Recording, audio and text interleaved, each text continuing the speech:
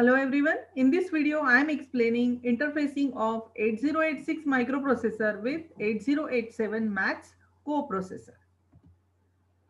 तो जब भी हम लोग 8087 मैथ्स को प्रोसेसर 8086 के साथ कनेक्ट करते हैं तब 8086 मैक्सिमम मोड में यूज होता है। तो मैक्सिमम मोड में यूज करने के लिए इसका जो ये पिन है मिनिमम स्लैश मैक्सिमम बार उसे हम लोग कनेक्ट करेंगे लॉजिक 0 के साथ, क्योंकि मैक्सिमम इसका एक्टिव लो है। यहाँ VCC 5 वोल्ट दिया हुआ है, ग्राउंड है, और ये जो पिन्स है ये है मैक्सिमम मोड में यूज होने वाली pins, that is request, grant, interrupt, test, Q status 0, Q status 1, S0, S1 and S2। तो सबसे पहले देखते हैं कि लेफ्ट हैंड साइड में हम लोग क्या कनेक्ट करते हैं व्हेन वी कनेक्ट 8086 विद 8087। तो यहाँ हम लोग कनेक्ट करते हैं clock generator IC, that is 8284। यहाँ पे दो इनपुट्स है, दैट इज टू पिंस है, X1 एंड X2। यहाँ आप देख सकते हैं ये है क्रिस्टल ऑसिलेटर, और ये क्रिस्टल ऑसिलेटर जनरेट करता है एक क्लॉक फ्रीक्वेंसी।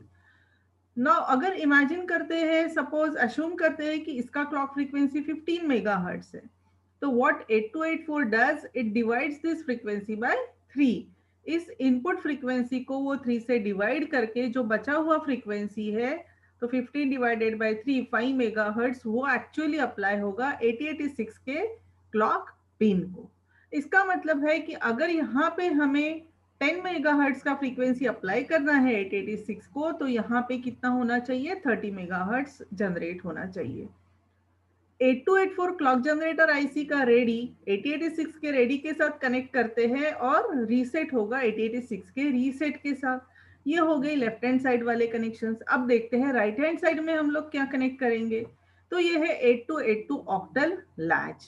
अब ये क्यों यूज होता है, तो हमें पता है कि 8086 में ये जो है AD0 to AD15 ये एड्रेस डेटा मल्टीप्लेक्स्ड बस है। एड्रेस डेटा मल्टीप्लेक्स्ड बस है, इसका मतलब बिगिनिंग में ये जो बस है, ये जो वायर्स है, वो एड्रेस कैरी करती है और बाद में लेटर सेम बस पे डेटा फ्लो होता है। तो जब सेम वायर्स पे पहले एड्रेस फ्लो हो और बाद में डेटा फ्लो हो, तो इसमें क्या हो सकता है कि एड्रेस हमारा लॉस्ट हो जाएगा। वो कहीं लॉस्ट ना हो इसलिए उसे स्टोर किया जाता है इस लैच में। ये क्या है, लैच है, वो लॉक कर देती है एड्रेस को। ये ऑक्टल लैच है, यानी एक आईसी में हम लोग सिर्फ 8 बिट का ही एड्रेस स्टोर कर सकते हैं, और इसलिए हम यहाँ पे यूज करेंगे 3 ऑक्टल लैचेस, क्योंकि हमारा एड्रेस साइज है 20 बिट्स का। उसके बाद है ये 8286 बस ट्रांस रिसीवर।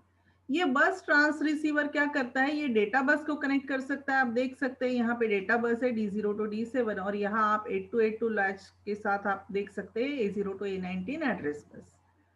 8286 जो है बस ट्रांस रिसीवर आईसी है, वो डिसाइड करती है कि डेटा किस डायरेक्शन में फ्लो हो रहा है, इंफॉर्मेशन किस डायरेक्शन में फ्लो हो रही है। इसका मतलब इंफॉर्मेशन 8086 से इनपुट आउटपुट डिवाइस या माइक्रो प्रोसेसर या मेमोरी के पास फ्लो हो रहा है, या मेमोरी से 8086 की तरफ फ्लो हो रहा है।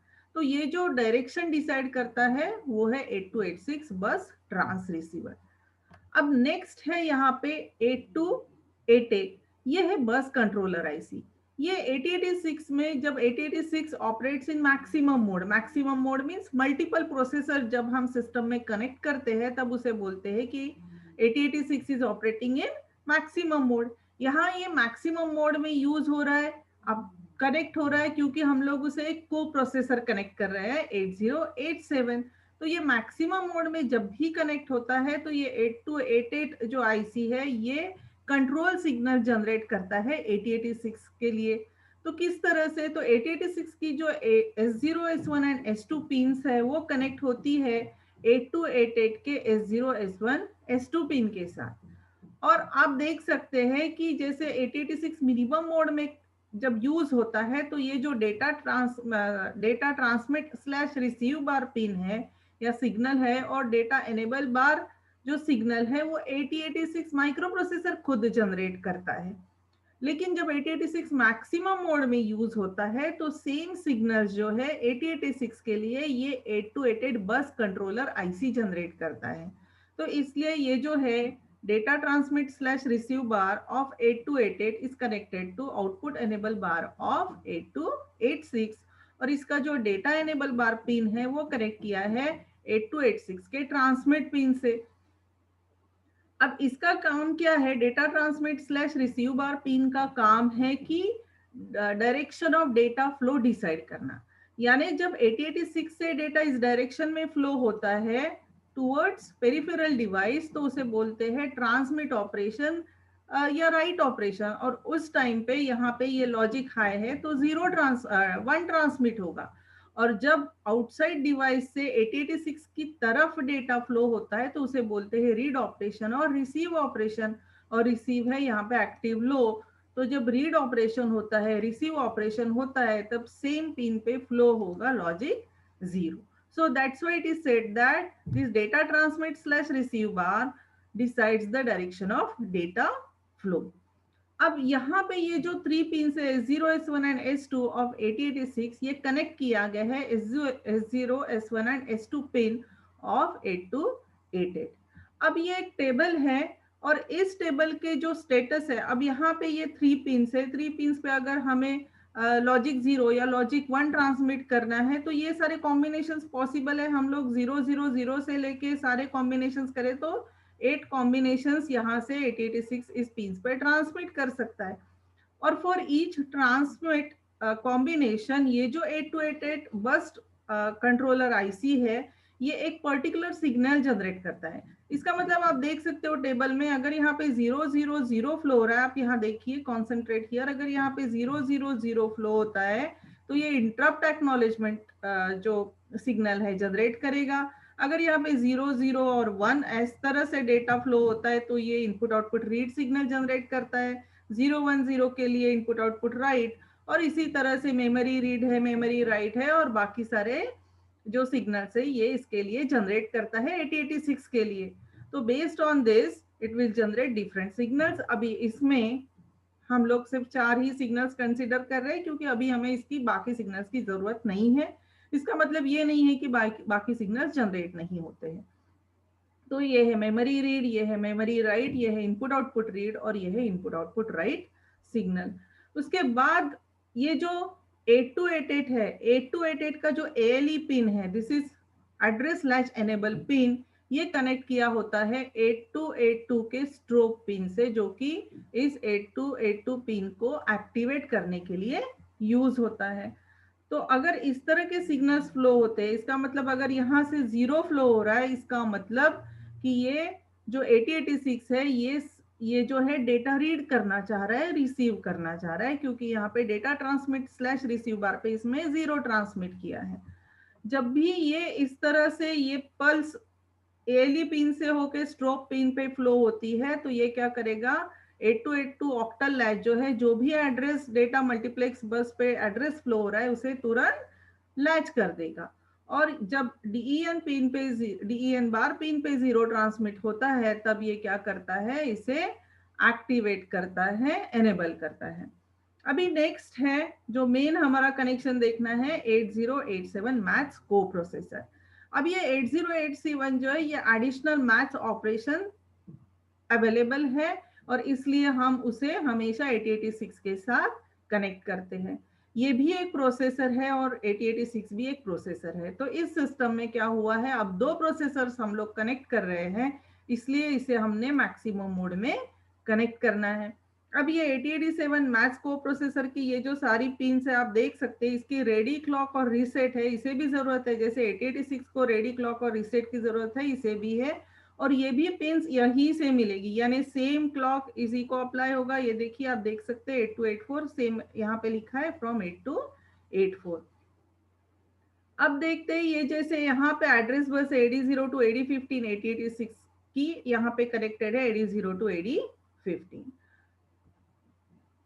नेक्स्ट जो देख सकते हैं आप, इसका जो 8087 का BZ पिन है वो कनेक्टेड है टेस्ट बार पिन जो 8086 का है उसके साथ।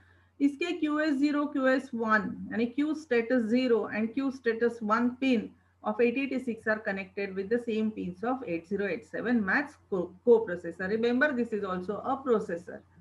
अब नेक्स्ट क्या है कि ये जो S0 S1 S2 पिन्स है 8086 के, जिस तरह से ये बस कंट्रोलर आईसी को कनेक्टेड है, सिमिलरली ये सेम 3 पिन्स 8087 मैथ्स को प्रोसेसर में भी होती है, तो वो इस तरह से उसे कनेक्ट हो जाएंगे। अब यहाँ पे इसका जो इंटरप्ट पिन है 8087 मैथ्स को प्रोसेसर का जो इंटरप्ट पिन है वो हम कनेक्ट करेंगे 8259। 8259 हम लोग ऑलरेडी पढ़ चुके हैं, ये है प्रोग्रामेबल इंटरप्ट कंट्रोलर आईसी। ये यहाँ पे 8259 के इंटरप्ट रिक्वेस्ट पिन को कनेक्ट होगा और 8259 का जो इंटरप्ट पिन है आईएनटी पिन है वो कनेक्टेड होता है 8086 के इंटरप्ट पिन के साथ। तो यानी 8087 का जो इंटरप्ट है वो वाया 8259 8086 की तरफ फ्लो होगा। अब 8086 में एक रिक्वेस्ट ग्रांट पिन है और 8087 में भी रिक्वेस्ट ग्रांट पिन है। इसमें एक रिक्वेस्ट ग्रांट 1 और रिक्वेस्ट ग्रांट 0 दो पिन से, सिमिलरली 8087 में भी दो पिन है। यहाँ पे स्पेस के लिमिटेशन के कारण सिर्फ एक ही दिखाया गया है कि इसका request slash grant 0 is connected to 8086 का रिक्वेस्ट स्लैश ग्रांट 0 पिन। दोनों भी एक्टिव लो है, यानी जब वो 0 रहेगा तब वो एक्टिव होगा। अब ये जो है ये थे सारे कनेक्शन डिटेल्स। यानी अगर हमें 8087 मैथ्स को प्रोसेसर अगर 8086 को के साथ कनेक्ट करना है तो उसका कनेक्शंस डिटेल कैसे होगा, ये सारे हैं कनेक्शन डिटेल्स। ये हो गया डायग्राम। अब देखते हैं कि वर्किंग कैसे होता है, दोनों एक दूसरे के साथ कम्युनिकेट कैसे करेंगे, कैसे सिग्नल फ्लो करेंगे, कैसे डेटा फ्लो होगा, एक्सेट्रा एक्सेट्रा। अब आप यहाँ पे देख सकते हैं सेम प्रीवियस डायग्राम है, सेम लैच है, ये बस trans receiver 8288 bus controller IC है, ये 8259 सेम डायग्राम है। सिर्फ हमने यहाँ पे क्या किया है, ये अब मेमोरी कनेक्ट किया गया है। तो मेमोरी को एड्रेस बस के साथ कनेक्टेड है। Data 0 to data D0 to D7 जो डेटा बस है वो मेमोरी को कनेक्टेड है। फिर ये मेमोरी है इसलिए मेमोरी रीड और मेमोरी राइट जो है वो कनेक्टेड है मेमोरी के साथ, और इनपुट आउटपुट राइट और इनपुट आउटपुट रीड हमने कनेक्ट नहीं किया है। अब एक सिचुएशन हम लोग देखते हैं कि इसमें एक प्रोग्राम स्टोर्ड है। तो जब 8086 और 8087 का इंटरफेसिंग होता है तो याद रखिए उसका जो प्रोग्राम होता है it is always a combination of instructions of 8086 and 8087। यानी 86 और 87 के इंस्ट्रक्शंस एक ही साथ एक ही प्रोग्राम में लिखे जाते हैं, अलग अलग प्रोग्राम नहीं होता है। ऐसा नहीं होगा कि 8086 का प्रोग्राम अलग होगा उसके अपने इंस्ट्रक्शंस होंगे और 8087 का प्रोग्राम अलग होगा उसके अपने इंस्ट्रक्शंस होते हैं। देखिए दोनों को अपना अपना इंस्ट्रक्शन सेट है। 8086 के पास अपना इंस्ट्रक्शन सेट होता है और 8087 के पास अपना इंस्ट्रक्शन सेट होता है। लेकिन जब हम प्रोग्राम लिखते हैं तो इंस्ट्रक्शन सारी मिक्स होती है, कहीं भी किसी की भी इंस्ट्रक्शंस हो सकती है। तो किस तरह से डिफरेंशिएट करेंगे कि ये 86 का इंस्ट्रक्शन है या 8087 का इंस्ट्रक्शन है? तो उसके लिए ये जो है, जब भी कोई भी इंस्ट्रक्शन के सामने अगर ये एस्केप लिखा हुआ है इसका मतलब है this instruction belongs to 8087 maths coprocessor. और अगर एस्केप नहीं लिखा है तो इसका मतलब है ये जो इंस्ट्रक्शंस है यहाँ पे आप देख सकते हैं ये है 8086 की इंस्ट्रक्शंस। तो ESC क्या है? ESC कुछ नहीं है, ये 5 बिट का कोड है, दैट इज 11011। तो इस कोड के साथ अगर कोई भी इंस्ट्रक्शन स्टार्ट होती है तो समझ लीजिए कि that instruction belongs to 8087 maths coprocessor. तो ये एक प्रोग्राम है जिसमें कि आप देख सकते हो सारा मिक्स्ड इंस्ट्रक्शंस है। यहाँ पे this two instruction 1 and instruction 2 belongs to 8086, फिर 3 और 4 7 के है, फिर 5 फिर से 6 का है, फिर 6 फिर से 7 का है, फिर 7 8 ये 9 होना चाहिए, तो फिर से 8086 माइक्रो प्रोसेसर का है। अब यहाँ पे एक देख सकते हैं सेम मेमोरी में कोई और मेमोरी लोकेशन है, कोई और एड्रेस है, वहां पे क्या स्टोर किया गया है? तो यहाँ पे एक डेटा स्टोर किया है। तो सेपरेट मेमोरी में एक डेटा स्टोर्ड है। तो देखते हैं कि अब ये एक दूसरे के साथ किस तरह से कम्युनिकेट करते हैं। तो जब भी 8086 को मेमोरी से ये इंस्ट्रक्शन फेच करनी है तो उसे क्या करना होगा? सबसे पहले अगर ये इंस्ट्रक्शन 1 फेच करनी है, कहाँ से स्टार्ट होगा? तो इंस्ट्रक्शन 1 से स्टार्ट होगा। तो ये जो इसका एड्रेस है ये 8086 को पहले भेजना होगा। अब इसमें एक बात आपको याद रखनी है, जिस तरह से 8086 में एक इंस्ट्रक्शन क्यू है उसी तरह से 8087 मैथ्स को प्रोसेसर में भी इंस्ट्रक्शन क्यू होता है।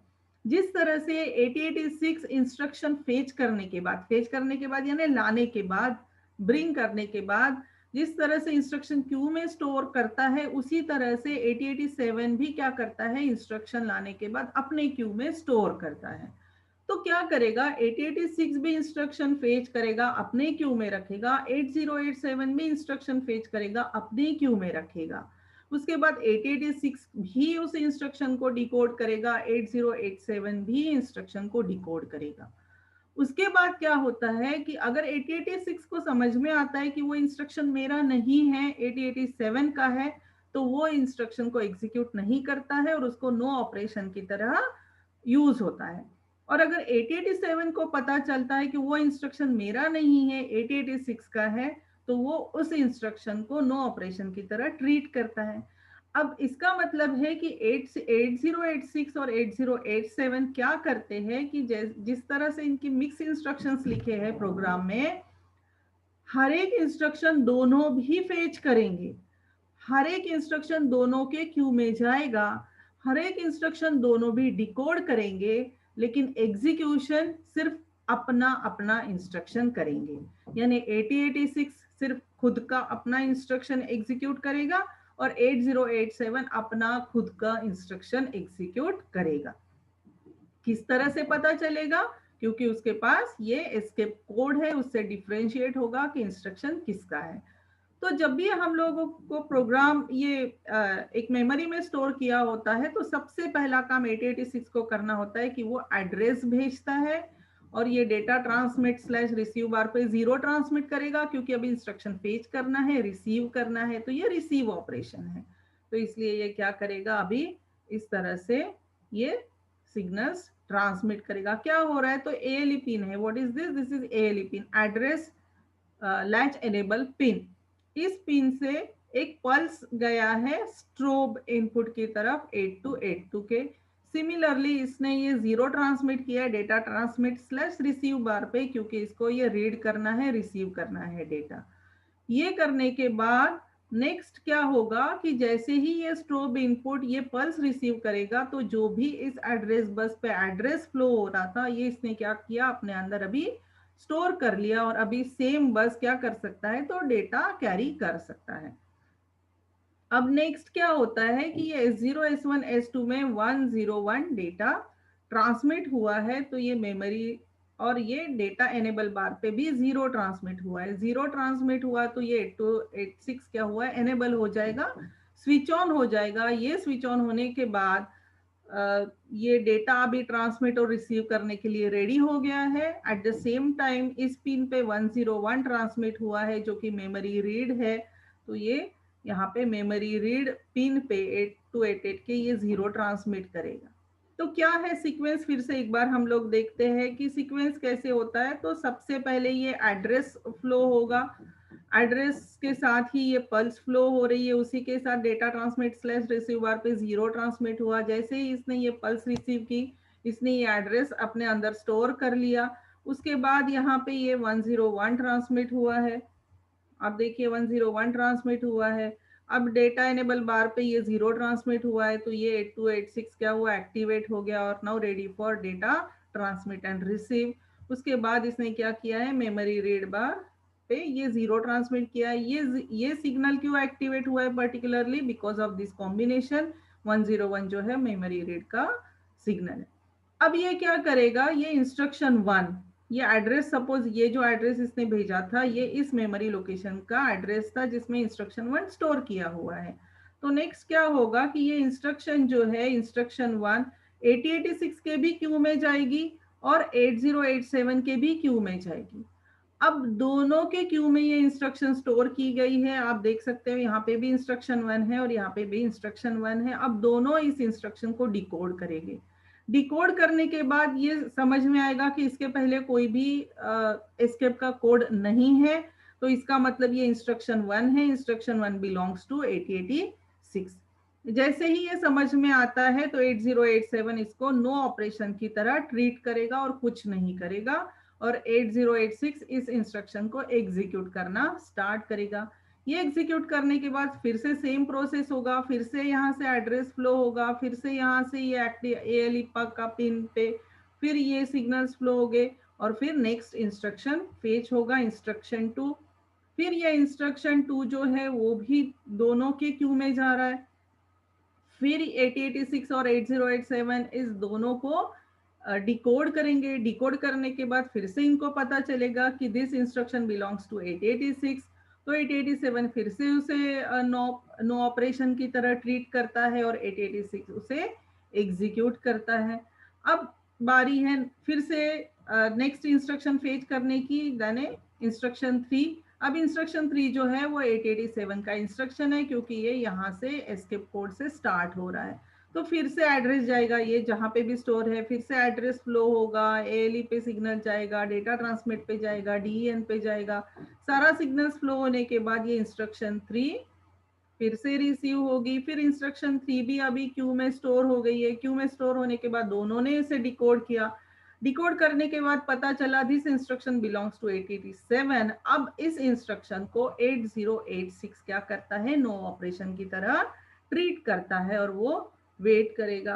अब ये जब वेट करता है, अब ये क्या करना है 886, अब 8087 का ये इंस्ट्रक्शन था इंस्ट्रक्शन 3, तो अभी 8087 को ये इंस्ट्रक्शन एग्जीक्यूट करना है। और जब तक ये 8087 इंस्ट्रक्शन 3 को एग्जीक्यूट करता है, ये जो यहाँ पे आप देख सकते हो बीजी पिन है, बीजी पिन पे ये क्या करेगा, लॉजिक 0 ट्रांसमिट करता है जो कि कनेक्टेड है टेस्ट बार पिन से 8086 के।